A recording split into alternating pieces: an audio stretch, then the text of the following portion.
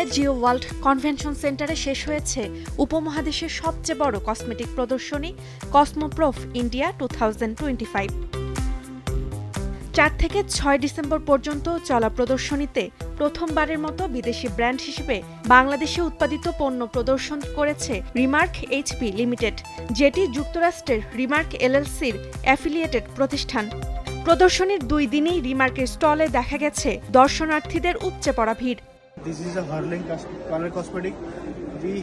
ভারত জুড়ে রিমার্কের পণ্য বাজারজাতকরণে কাজ করছি আমরা। প্রদর্শনীতে ছিল 4 শতাধিক কসমেটিক্স, স্কিন কেয়ার পণ্য, নিওর, হারল্যান্ড, ডার্মাইউ, ইউএস লিলি সহ জনপ্রিয় ব্র্যান্ড। হালাল সার্টিফাইড হওয়ায় আন্তর্জাতিক দর্শনার্থীরা রিমার্ক স্টলে বিশেষ আগ্রহ দেখিয়েছেন।